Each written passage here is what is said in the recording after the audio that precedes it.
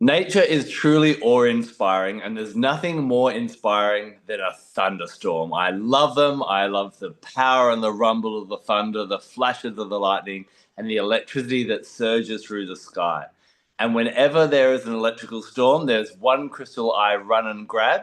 It's my Pietersite. And that's the crystal we've decided to confab today. I'm here with Ashley, Kyle, and Nicholas, and we're about to dive into the Stone of the Storm. How are we today, everyone? Excited. Yay. It's an electrical kind of crystal, isn't it, Nicholas? And I know you've got some really great information to share with us about its formation because it's a really interesting looking crystal. And I'm sure the formation is really potent as well. Can you tell us a little bit about that? Yeah, I have to preface this by saying this, in no uncertain terms, is one of my all-time favorite minerals. And I know we've all said that more than once, but this is the first gemstone that I truly took one look at and fell in love with. I remember visiting my local little crystal shop in the teeny tiny town I grew up in, and I'd seen almost everything in every single case except for this one dark stone in the back corner that didn't quite have a light reaching it. And so finally, I turned to the owner of the shop. I'm like, what is this one? He's like, oh, Pietersite. I think you'd actually like this. I'm surprised you've never seen it. And the moment he brought it out and I could turn it in the light, I was in love. Now, in that stage of my life, I was all of like maybe 12 years old. I just didn't have $68 to spend on a pretty chunky cabochon. I do wish that I had that money then because, um, you know, 10, 12 years later, it would have been worth 5 or 7 times that. Thankfully, I've seen prices kind of recede a bit in a lot of markets here in North America in the last few years. So it's certainly coming out in greater abundance, and I'm really grateful for that. But Petersite is this stone that's kind of wrapped in mystery, and I think that's really appropriate for a gemstone like this. It's one that a lot of, let's say, theories were put forward as to its formation process, but it wasn't until about like 15 years ago, in 2010, that there was some pretty decent, like good structural and chemical and optical analyses done that gave us some answers. So we have to address its relative to better understand what makes it different. And so Petersite is very similar to tiger's eye, in a lot of ways. They contain a lot of the same ingredients. They are predominantly quartz. They have these fibrous, asbestiform, we call them, um, inclusions of crucidolite and some of its altered relatives. There tend to be a lot of iron oxides and hydroxides in both. But in tiger's eye, we see these kind of broad parallel brush strokes of that chatoyant or cat's eye-like pattern. And in Petersite, we see anything but that. In fact, the gemological term, and this is one of my favorites for it, my favorite gemological term maybe ever, is chaotic chatoyance. And that is what this is. And hence it got the nickname Tempest Stone because it resembles swirling storm clouds. Now, for a long time, we thought that it was just a simple case of breccia. We have something like tiger's eye that forms, it breaks down and gets reassembled. That's what the crystal book said. That's what your average gemological manual said. You wouldn't find it in a textbook of geology, but that's kind of where I left it. And long after the data was collected and published by, you know, for a niche audience, I eventually would come across it just a few years ago. And the process of making this is so fascinating to me. Really good studies were done of the materials in both Namibia as well as in China. And there are certain features that really distinguish them from what we anticipated. They kind of break some rules.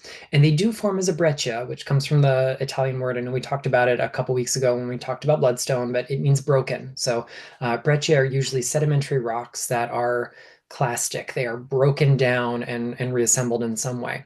But rather than the final product being very closely removed from what it used to look like, there's actually many stages of formation in this, and it starts with carbonate rocks. So in 1962, a gentleman by the name of Sidney Peters, who was a resident of Namibia, found by sawing open some cobbles of dolostone. think of like limestone, but lots of magnesium in it, so lots of dolomite rather than just simple calcite. And inside these were pockets of this beautiful chatoyant material. And of course, being the first just to find it, he named it after himself, hence Pietersite.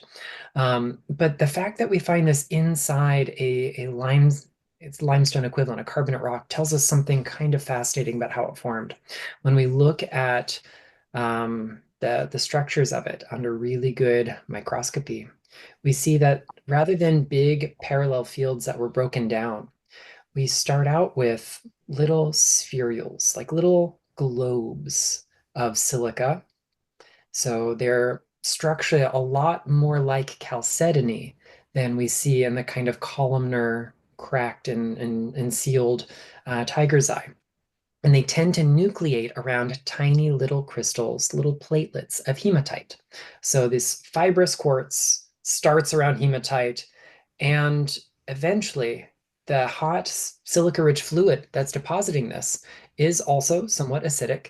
Um, and so that hot acid begins to eat away at the carbonate rock around it, causing it to collapse, creating what's called a solution breccia. So the breaking happens pretty early on in the stage of this, and it's very chaotic. This allows for lots of things to hit each other and break and reorient themselves. And what were once nice parallel fibers are now more like a crazy quilt or patchwork quilt that doesn't quite line up. This means that the variable composition of the host rock is also going to play a part in altering the products inside it. You can find bits of hematite and what we might just address as limonite or goethite. You can find examples of partially altered barite crystals, little bits of pyrite, fields of calcite and dolomite, as well as the quartz with those fibrous inclusions like we anticipate. And it creates a really interesting environment where things aren't always predictable. And sometimes up close they don't make a lot of sense, but when we take a step back and we get some distance between us and the little teeny particles, we start to see the beauty that is Pietersite. Pietersite is a stone that for me has always been about embracing chaos. I am a tightly wound person. That is not a surprise to anyone who's listened to the podcast before or met me in life or really kept up with me in any platform. I do everything very intensely, and Pietersite is a stone of intensity. But it also reminds us that if we go fast forward all the time, eventually we're going to burn out. So it's necessary to cultivate stillness within us. It's necessary to find our center, as it were. And as those little globes of silica are forming, they nucleate around hematite, which itself is such a grounding force, such a stabilizing force. And in early readings about this gemstone when I could find it in a crystal book, because it used to be pretty hard to find in crystal books. That was always how I judged how I felt about a book. Did it have Pietersite and what did it say? Did it regurgitate someone else's stuff? Did it come up with something original? And if it said something new about Pietersite, I got excited and the book came home with me. And maybe that's what we're going to blame my book buying habit on. That's entirely it and nothing else. But when these books would talk about about Pietersite being such a grounding force, I thought, no, no, it's not anchoring. It doesn't weigh us down. It doesn't tether us to earth. Instead, it's like grounding us to ourselves. It's finding whatever kernel of stability that we've got within us that we can kind of aggregate around, that we can keep in touch with. It helps us kind of communicate between our center and our periphery. How far are we spread at any given time? Can we rein it in? Or is like the inertia carrying us outwards so strong that the best thing to do is just embrace it? And when we do that, it's so empowering. It allows us to find that center stillness, the spaciousness within. I don't want to steal from what Kyle has to say later, but I think we've arrived at very similar conclusions working with this gemstone. But being here in Florida, I am no stranger to really big storms of the cyclonic variety, and Petersite has always come to symbolize the kind of eye of the hurricane to me. It's the gap in the midst of the chaos. The chaos is still there. You just got to create the space inside to embrace it. And so this is a stone that breaks things down, that thrives on decomposition and recomposition that shows us things don't have to line up perfectly to be beautiful and make sense, that we can embrace the imperfections of life and find tremendous power in it.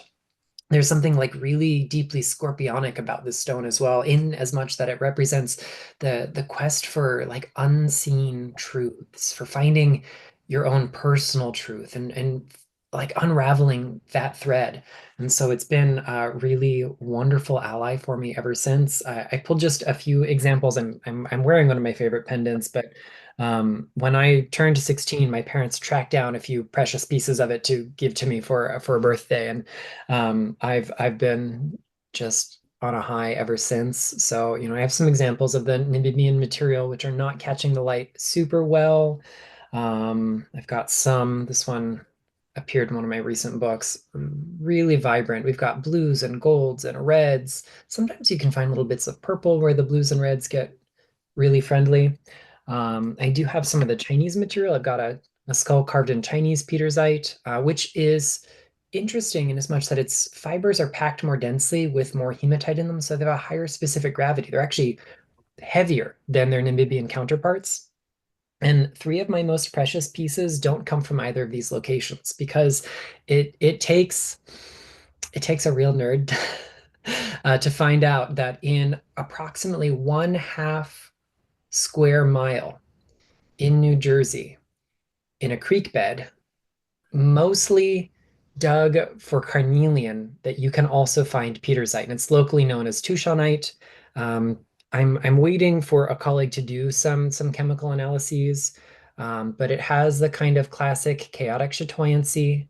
This one has blocky little um, pieces of mostly blue fibers in there. It's got some carnelian on the underside as well, which suggests that it and the rest of the chalcedony of that region formed together. I've got one with long feathery fibers in it that aren't showing up well on camera, but by far my gemmiest piece, if we were to take a close up of this side by side with some of the nicest Namibian material, you'd go, they're identical. But in fact, it is from the least likely place on earth, New Jersey. Wow. Nicholas, I'd love to know, obviously the three main colors that we find in Pietersite are that deep blue, that nice blood red, and that gold. Do you find a stone with one of those dominant colors, does the color vary the energy in your opinion? Yeah, but I love a balanced piece. I love, I mean, I'd love a solid red one. I have plenty that are solid gold and plenty that are solid blue, but I do love the ones where the colors are a little bit friendlier, if you will. And what is causing the variation in color is what is happening to the crocidolite fibers within it. So much like in tiger's eye, when we see those deep blues, they're relatively intact, chemically speaking, and unoxidized.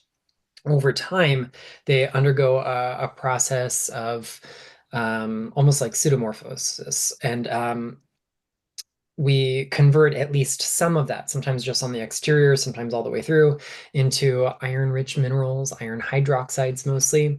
They can undergo further breakdown to produce iron oxide when the hydroxide ions kind of fall off and when they dehydrate a little bit further. So that's going to give us the blue to gold to red.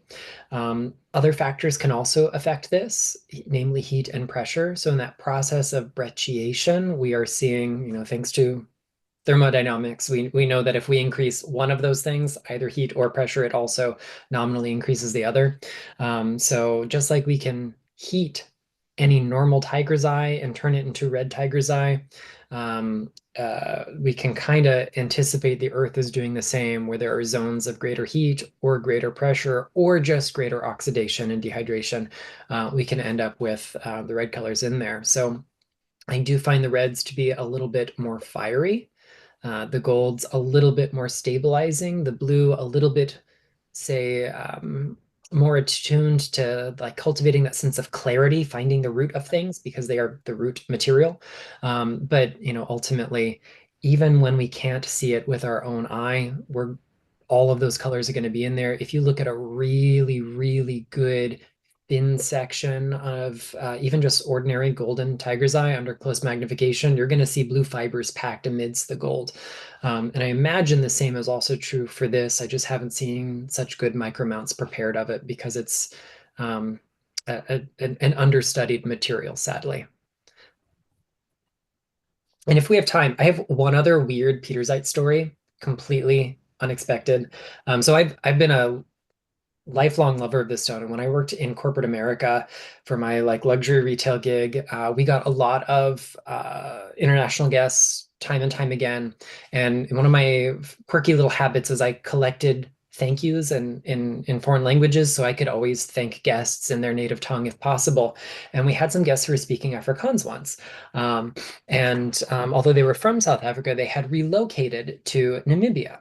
And I thought, oh, how cool is that? And so I'm searching through the files in my brain, like, how can I relate a personal story to? And the only thing I could think of was Pietersite. It was like, my favorite gemstone comes from Namibia. It was found in the 1960s by a guy named Sidney Peters. And the woman just looks at me with like a 1,000-yard stare, slack-jawed, and goes, I know Sid. And so I met one of Sidney Peters' friends in Orlando, Florida, in a shopping mall. Who would have thought? Wow, wow. It's definitely a magical stone for sure. And it's got so much power in it. Do you find, Ashley, that it's a really good one for that kind of powerful magic and that type of thing? I do, Adam. So this is like a stone that I always kind of reserved for really high magic. So like what on earth does that really mean? So this is for me, for intense ceremony, intense ritual. Think of like the energy of the magician card and the tarot, that like deep, powerful transformation that can occur, just like we get with the storm, right? It's that deep transformation. And so that is really where I find Pietersite can shine. And before I dig into that, I do want to touch on what Nicholas was talking about in terms of the Pietersite pricing. And I've noticed, so first, I always learn something new when we do these confab episodes. I did not know that there was potentially Pietersite from New Jersey. How wild is that? I think most of us are under the impression that it's, China and Namibia, and that's it. So the Chinese material is, generally speaking, usually a little bit more affordable, often not quite as fancy with that chaotic chatoyancy, but the Namibian stuff can really, really go up in value. Even a very small cab can be quite pricey. So this year at the Tucson Gem Show, just a couple months ago, we were shopping. Lydia, my store manager at Mimosa, and I, her favorite stone, well, maybe second favorite. I think her favorite is Hypersthene, but her second favorite stone would be Pietersite, like hands down. So she found this Namibian dealer of amazing quality Pietersite, and like out on their like junky, who cares about it table outside of their nice room was the stuff that we could maybe even think about buying. And a 1 kilo bag, no, it wasn't. It was a pound. It wasn't even a kilo. It was a pound, so like half a kilo, was 350 US dollars.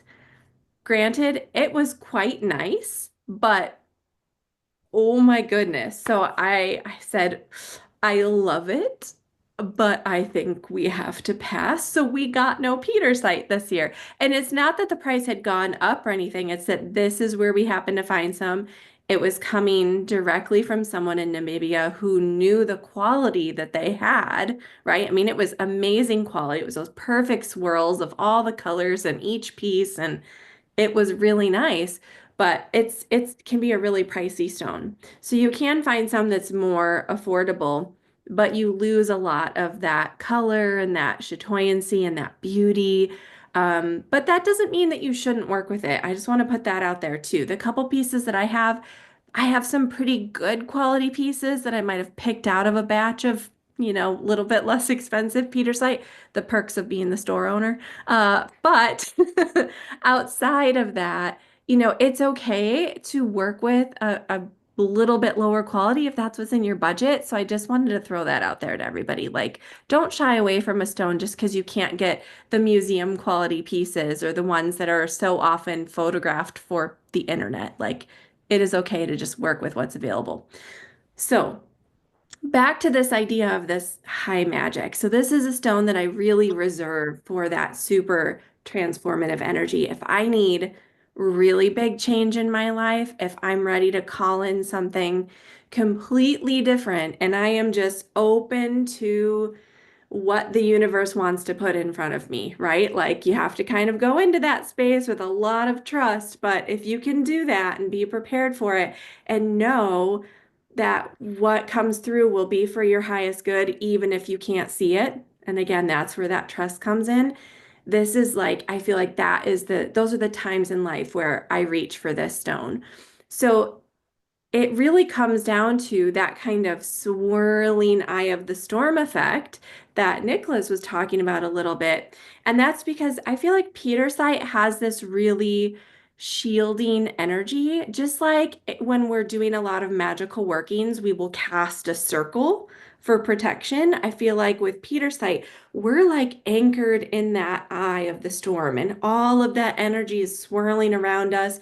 It's all transforming, taking shape, but we are protected and shielded and grounded in that little different way, in that very magical way, in the center of all that chaos. And because of that, it lets all of these circumstances change where we kind of don't know where we end up. So it's not just magician, it's a little bit Wheel of Fortune mixed in there too. But the outcome, in my experience, has always been really favorable, even if I couldn't see it at the time. So when I feel things shifting and changing in bigger ways than I can imagine or envision. I don't know where I'm headed. I don't know why something is happening or unfolding the way it is. This is when I reach for that Pietersite. And the way that I like to work with it is a super simple crystal grid. So I create a pentacle or a five-pointed star out of pieces of Pietersite, just tumbled stones. And again, mine are not very expensive, not very fancy. So that's not impossible to get a couple for, I think I paid like $4 each for my tumbled stones, something like that. And at the center of that grid, an ammonite fossil to get that momentum, that swirl, that flow of energy going, to call in that sort of anchoring. It really is like an anchor, like tethering you in place while everything is swirling around. So ammonite in the center, five pieces of Pietersite in that pentagram shape.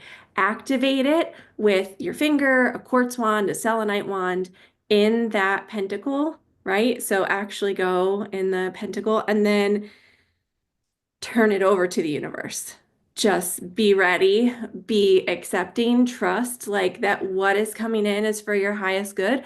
But sometimes when things are changing so rapidly around us, when we can't see the path forward clearly, we really do just need to let go, right? Like you can't control like a runaway horse. So sometimes you're safer to just let go of the reins and stand still. And like that is very much when I find this stone to be helpful.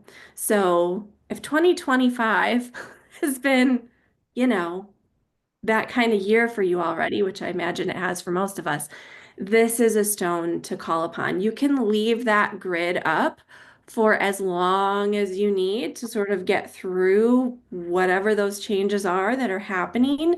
But remember to go back to it regularly, to do some breathing, to sort of anchor in place. And one thing I really like to do is just follow the pattern of that ammonite spiral in and out with my eyes. Just look and trace that with my eyes. So just kind of going in and out. And if you want to do this with your finger too and get, really involved, like more tactily and feel that sort of journey to the center and then back out, it's so representative of kind of going within, letting things go, and then re-emerging into something new. So that great transformative power. I love that idea you've got there, Ashley, about working with grids. And we probably don't talk enough about grids on these confabs. But I was wondering also, I love working with that pentagram energy. And it's funny, in my book, Crystal Connections, I've, actually got the pentagram drawn in on the Pietersite chapter. So I think it works really, really well. Do you think it could also work well if you kind of expand that and maybe even like laying down in a pentagram position? And putting one on each extremity of our body and maybe the ammonite on your heart, or even in a magic circle. What I love about a magic circle is a lot of time we focus on it's for protection, but it's also a container for raising that energy. Because if you're just raising energy anywhere, it just dissipates out into the universe. So, do you think it could be a really great one for empowering ourselves or empowering a circle as well? I love that train of thought, Adam, and I absolutely think that. So, like, especially if you're in that space where you are feeling a little lost, a little uncertain, a little unsure of where you're headed, but you feel like you do know where you want to go, raise energy in that container, put it toward that intention. Or even if your intention just is like transformation, get me the heck out of whatever is going on currently, like that's okay too. But I like the idea of expanding that into a layout. It's actually not something I've tried before, but now I really want to test that out. I mean, if everyone is kind of thinking about, the very famous drawing of the Vitruvian Man, we're already in that shape, right? We already have our 5 points. And then I think you could take that ammonite and you could put it over your belly, you could put it over your heart, you could put it on your brow, wherever it sort of makes sense to you. But just having it be in that space, I think the heart, especially where all those points kind of come together, could be a really great placement for it. And if anyone tries that out, leave us a comment because I would love to hear how it goes for you. Yeah, definitely. I love that you pair it with an ammonite, and I know we're going to be talking about that in an upcoming episode very, very soon.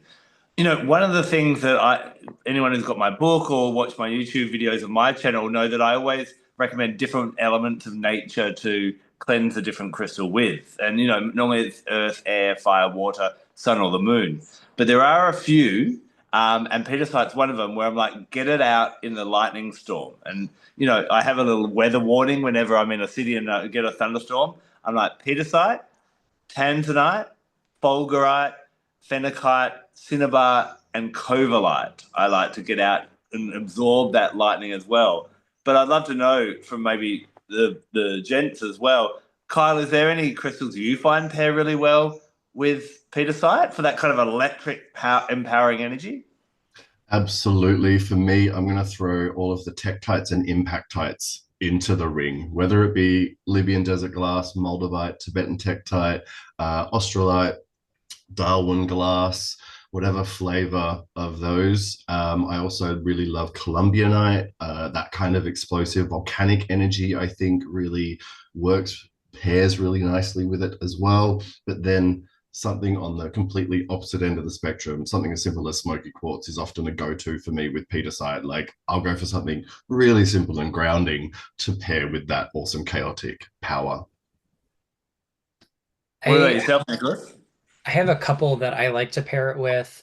Um, one of which is rhodonite because they have seemingly antithetical actions, but I actually find that the emotionally stabilizing forces of rhodonite can help with kind of like the symptomatic level of the chaos we're experiencing, whereas the Petersite helps us really adapt to whatever the core cause of it might be. So if we're going through some turbulence, I think that's a really empowering combo. And I have another mineral that I like to pair with it that also seems kind of strange, and that's celestite.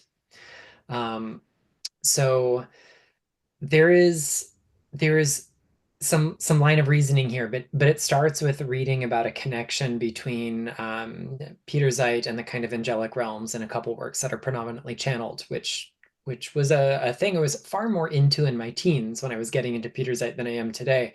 But in exploring other gems that had this kind of angelic quality, Celestite stood out as being a really great partner for Pietersite.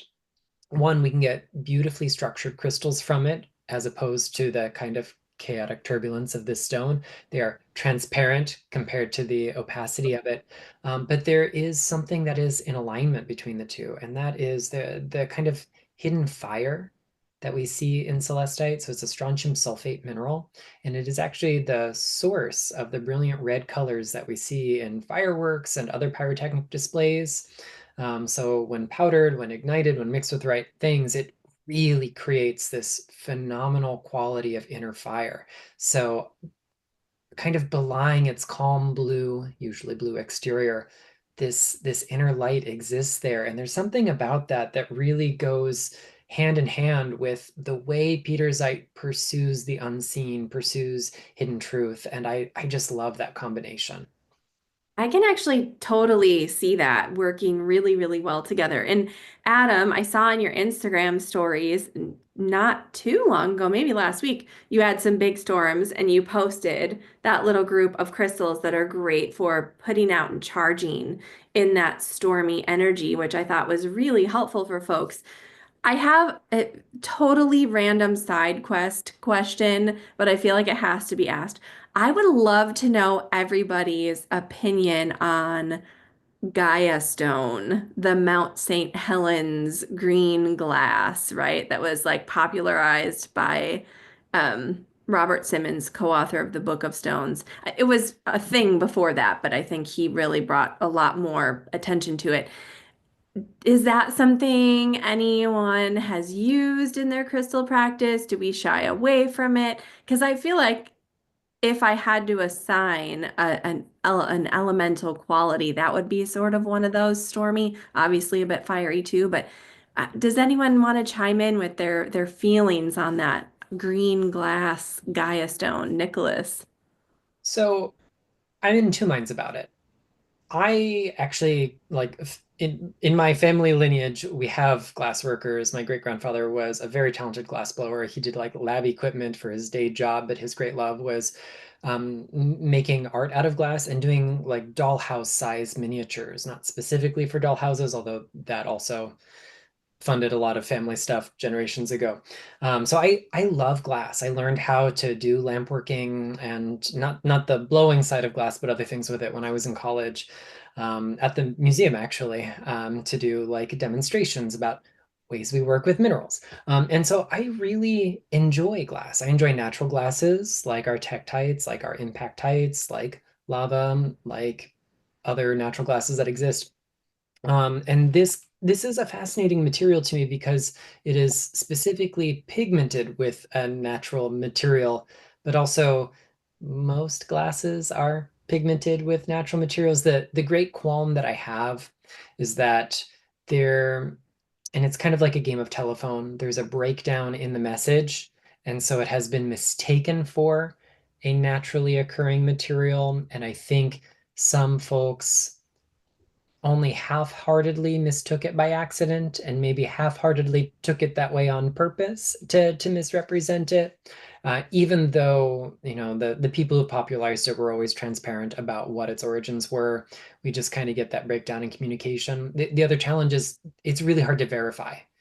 By normal means, a green piece of glass is a green piece of glass, especially when it is man-made glass. So I wouldn't say that I'm called to work with it in any great way, but I really enjoy it as a material.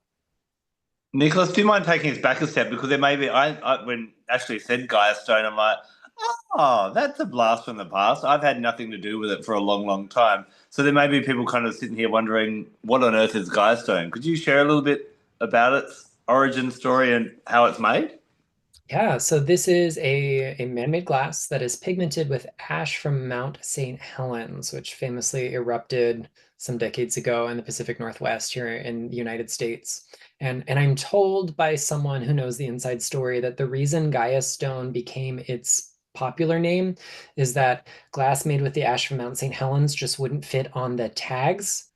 And so they had to come up with a quirky name that would distinguish it, that also didn't imply that it was something more than it was. And so because it has this energy that reminds people of Mother Earth, it's the color of Mother Earth, Gaia stones stuck around. And it was never the intention to make that name misleading, but something had to fit on the little label.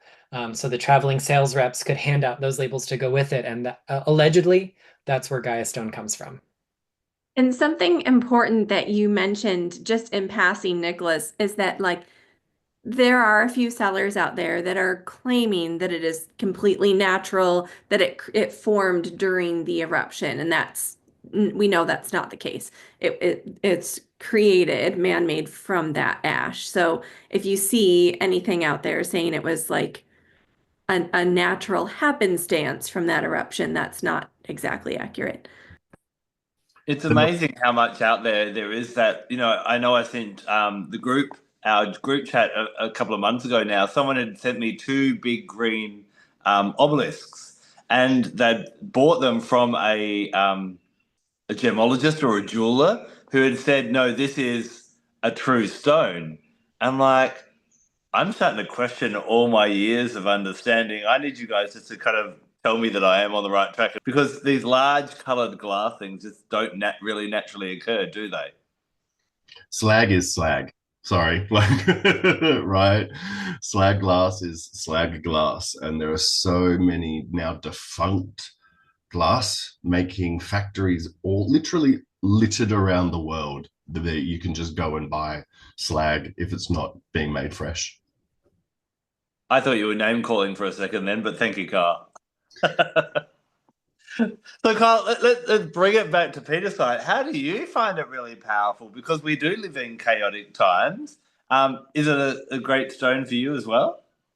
Yes, for me, I am someone that was raised on chaos theory. Literally, my father raised me chaos and order. That is the world. He was a policeman for 30 years. He saw it happen. Like, you have to find order in chaotic situations because they're always going to be there.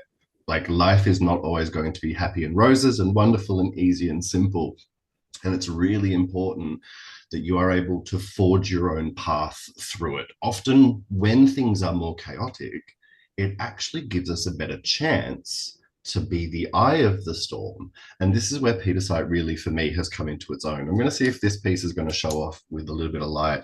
There we go. This is my favorite piece, this donut showing off all of that beautiful blue. I have had this one for years. It just, comes into your life when you're meant to. But I also have this really beautiful red piece with a little bit of the blue. But my original favorite, and it's the first piece that I got, is actually this one here. And it has a little bit of the gold, a little bit of the yellow.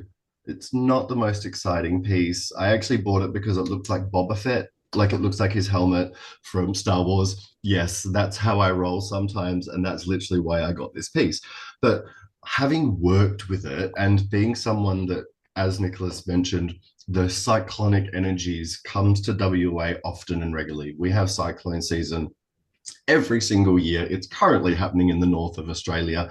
And I have sat through a cyclone coming through over the top whilst being outside at the beach, experiencing the eye of the storm, that moment of quiet, and then everything going crazy again.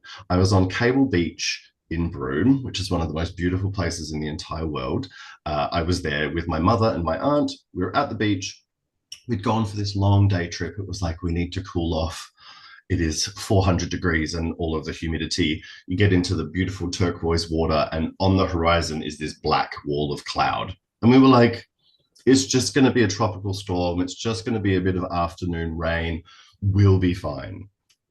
We were like this in the water because the rain was like needles. We ended up being in the water for 3.5 hours because it was easier and safer to be in the water because it was warm, and like treading the whole time. And then the eye came over, and I just remember we were in hysterics. Like, we were just laughing, thinking, this is a bigger thing than we think it was. But it was so brief that it came back again, that we had to wait for it to pass over, finish, and then go back to my other aunt's house, who we were staying with, and get told off furiously. Like, we got told off. And this is one of the lessons of the storm, right? You either let it pass over, deal with the consequences, the mess that often needs to be cleaned up, or you harness the eye, you get into it and you ride it. You go with it, you let it take you somewhere. You utilize the chaos to create the shifts and the changes. And sometimes those shifts and changes can be a bit destructive. They can be heavy with water or emotion, but storms bring all the elements together. That pentagram that we were talking about before, for me, storm is earth, wind, fire, air, water. Like, it's everything coming together all at once. Ether, storm, for me, parallel each other. And when you can harness all of the things around you, you can really create magic. So think about it like this. It helped me to like break it down. I'm good at this. This is my skill set. This is what I've learned. Around me, there are people that can do this, this, and this. And I'm going to use all of these pieces of the puzzle to create my moment forward. I'm going to ask for a little bit of help from the right person. I'm going to not overextend myself, because that's a pointless waste of energy during a storm. It's about utilizing what's around and going forward in what can feel selfish ways. This is the other thing, like when you're in the eye of the storm, you are considering yourself and the big picture, right? You are at the center of this big picture, and it really helps to be self-full, as we've talked about before, following what your gut is telling you. This is the thing about Pietersite. It brings together gut instinct, intellect, and action. These three things, I feel like it really brings together. And so when you can listen to your gut, utilize the smarts that you have, because you are smart, you are intelligent, you're here, you're existing, you've learned things, use the chaos and take some risks. Go after it, jump, go forward, step on some toes, move through the crowd as you see it beginning to part. Like, it's really utilizing that chaos to create your own order. And you'll see on the other side of it, there'll be people still flailing behind you, and that's fine. You're over there. Like, you've made your way forward. Or you actually go, you know what? This chaos is a lot, but I'm going to be here to deal with it. I'm going to be here to utilize it to rebuild something else. Because when the storm comes through, then you rebuild, you clean and you rebuild. And it's often a really great chance to like cull and clear and remove things from your life. So Pietersite has this amazing energy to be destructive where it needs to be, chaotic where it needs to be, crazy where it needs to be, and grounded and safe and protected for you as you're working with it. I think it's been an empowerer of my own personal kind of energy, if that makes sense. Yeah, I love this analogy of like the storm kind of creating that little bit of chaos and that mess to clean up, which creates opportunity. I mean, think about if you had really let your backyard get all cluttered up and you have an old bicycle and you have a, clothes drying rack and you have a million things out there and the storm comes through and blows them all over. And like maybe some of that stuff were some things that you really needed to clean up a while ago. And this is just like forcing you to do it. So I really like that. That's smart. And the other thing that cyclones, so my aunt and my uncle dealt with Cyclone Tracy that was hugely destructive in the north of Australia in the 70s. What that did was change the way that people built houses in the tropics. They started building cyclone-proof housing, and it's become this really prevalent, amazing thing that you see when you go up there into like the new estates. You see these, they've got breezeways through the middle of the houses. They're built with steel. That's the other thing, right? We learn and we adapt. We go, okay, this is what happens. Let's grow, let's adapt, let's change, let's go, okay, we know that this can happen again. So we're going to just reevaluate. We're going to fix things. Like the other time we got caught in a cyclone, we were actually on holiday trying to drive to Karajini, which is a beautiful national park in the center of the north of Australia. And we got as far as Shark Bay, which is still like 1,200 kilometers from Perth. Like, so you're still above the Tropic of Capricorn. And we get a call from the national park saying, there is a cyclone coming, don't come. It's going to be flooded out. We then get a call from the second caravan park on the way that we were going to be staying in saying, don't come, we will refund you. The roads are literally going to be cut off by this cyclone. Like, that is how big it was. And we were like, okay, let's go back down the coast just a little bit and we'll reevaluate. And this is like, again, And don't get caught up. Don't get like, oh no, my whole life is like breaking down because I can't go here and I can't do that. Go, okay, what can we do instead? Let's go here. And my husband and I ended up having a wonderful week on holiday that was really quiet, away from the world, because everyone else was hunkered down. I love that. And that, I mean, it is such intense energy. And I think it reminds us all of this really powerful force that can happen out there. And Adam, I know you wanted to talk a little bit about how Pietersite relates to the new moon in Aries, which is also quite a forceful energy sometimes. Yeah, I think, this is the perfect time to be really leaning into this crystal as this kind of lunar event happens. Just to share one of my favorite passages that I think really kind of captures Peter Site's energy really beautifully is the devil whispered, "You can't handle the storm," into his ear, to which the warrior replied, "I am the storm."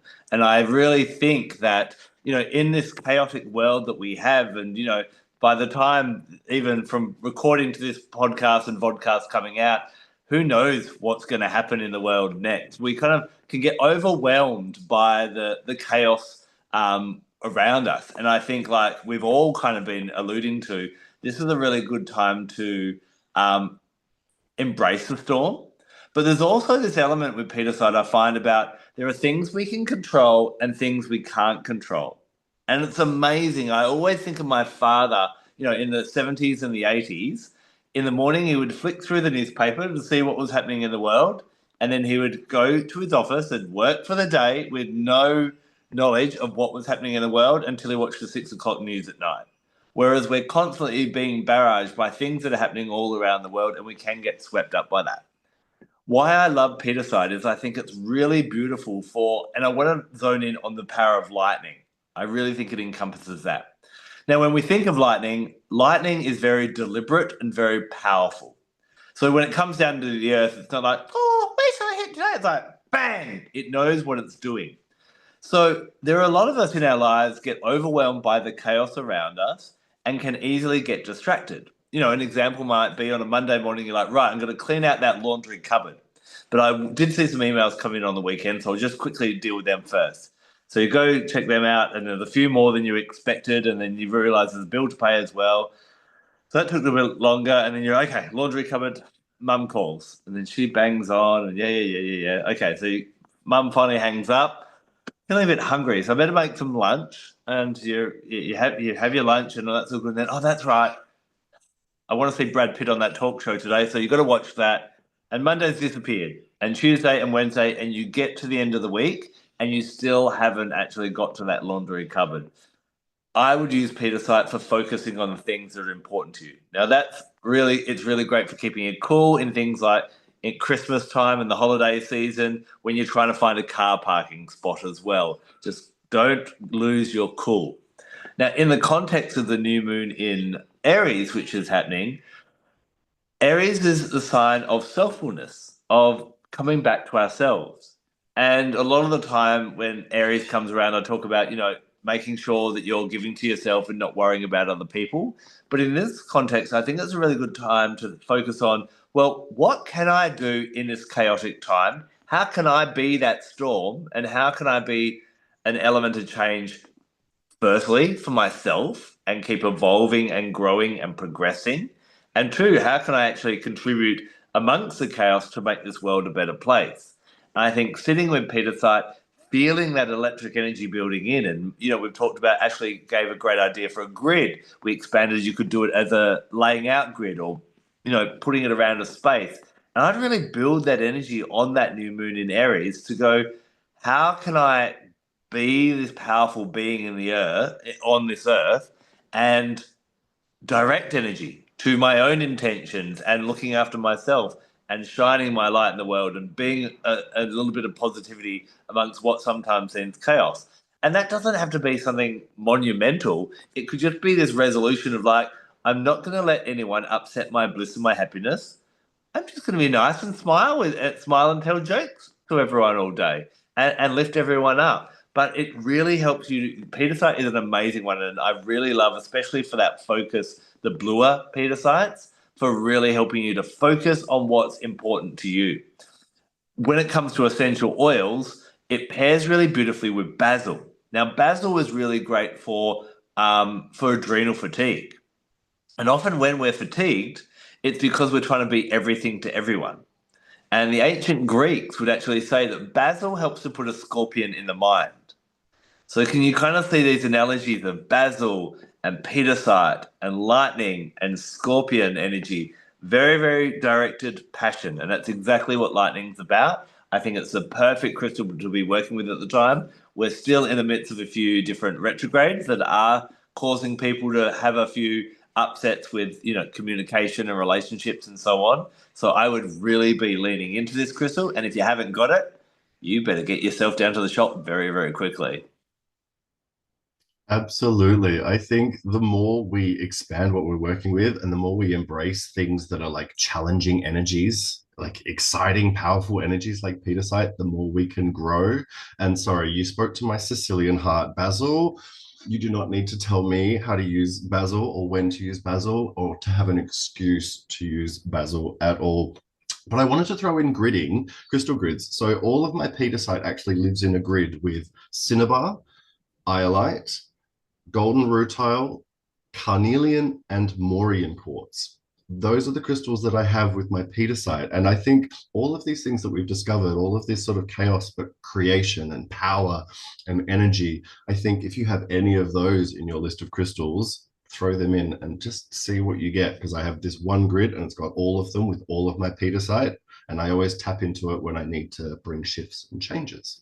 Has that grid got an intention, or you just found that they worked well together and so you wanted to house them together, Carl? It was a bit of both. The crystals will always tell me who wants to grid together. I don't ask them. They do it to start with, and I put them together, and then I figure out what it's going to be, or I do an intention-based one. But this one was like, let's just put me together, and the coming together was like, we can make change. We can make stuff happen. We can really bring shifts if you focus. Well, I really hope that we've empowered everyone to grab their Pietersite. And if you haven't got it, this is definitely one you need to have in your collection. I don't think any of us would dispute that. Go get your Pietersite this week. Have a play with it. Feel that power raise within you and around you, and go and create a little whirlwind of your own. We'll be back next week to talk about another crystal on Crystal Confab. Until then, take care and blessed be.